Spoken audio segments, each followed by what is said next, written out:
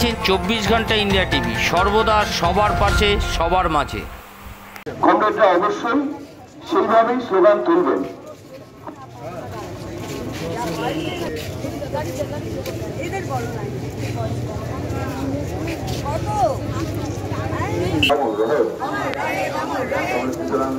সমাপ্ত কাজ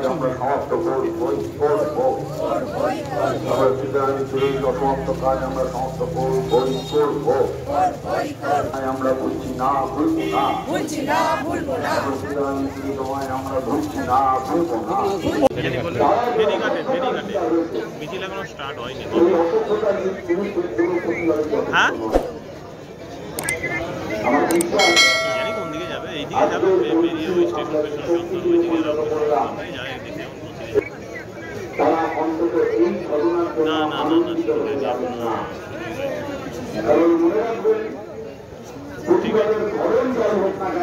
হ্যাঁ,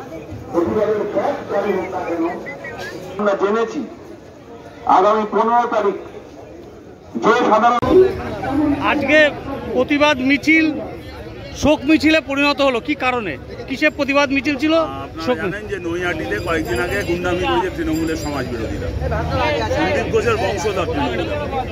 তাই সাধারণ মানুষ যখন ধর্ষকদের বিরুদ্ধে প্রতিবাদে নেমেছে দলমত নির্বিশেষে, তো সেই সাধারণ মানুষের প্রতিবাদের উপর হামলা চালিয়েছে তৃণমূলের গুন্ডারা। সেই জন্যই তৃণমূল সম্পর্কে লোকে বলছে যে শাসক তোমার কিসের ভয়, ধর্ষক তোমার কে হয়। না হলে তো সাধারণ মানুষের স্বতঃস্ফূর্ত প্রতিবাদ, ধর্ষণের বিচারের দাবিতে যে প্রতিবাদ ছিল, খুনের বিচারের দাবিতে যে প্রতিবাদ ছিল, সেই বিচারে হামলা হবে না। তার বিরুদ্ধে আজকে আমাদের উত্তর চব্বিশ পরগনার ছাত্র যুব মহিলারা প্রতিবাদ মিছিলে অংশগ্রহণ করেছিল।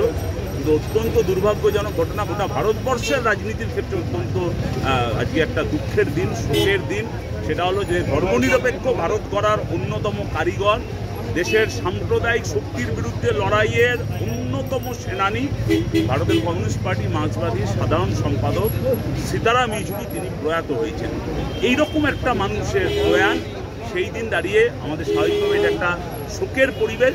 প্রতিবাদের সঙ্গে শোককে সমানভাবেই আমরা উদযাপিত করছি। আরজি করের ঘটনাও শোক আর প্রতিবাদ সমানভাবেও চলছে আজকে সীতারাম ইয়েচুরির প্রয়াণে। তাই এই শোকের আবহেও তৃণমূলের প্রতি ঘৃণা ধিক্কার জানিয়ে আজকে ছাত্র যুব মহিলারা এই মিছিল করবে। এই যে বারবার করে মিছিলের উপরে আক্রমণ হচ্ছে বিভিন্ন জায়গাতে, বিভিন্ন তৃণমূলের নেতৃত্বরা থ্রেট করছে, কি বলবেন? আমি বুঝতে পারছি না যে সঞ্জয় রায়ের সঙ্গে তৃণমূলের কী সম্পর্ক, সন্দীপ ঘোষের সঙ্গে তৃণমূলের কী সম্পর্ক, ধর্ষকদের সঙ্গে তৃণমূলের কী সম্পর্ক, ধর্ষকদের ডিফেন্ড করার দায় কেন তৃণমূল কংগ্রেসের? একেবারে সর্বোচ্চ নেত্রী থেকে পাড়ার তৃণমূল কংগ্রেস।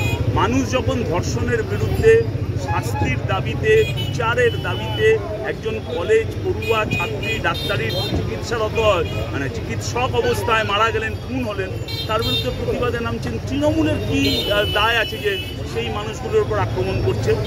গন্ডারের চামড়াও তৃণমূলকে দেখলে লজ্জা পাবে। আজকে এছাড়া কোনো বলার শব্দ নেই আমাদের।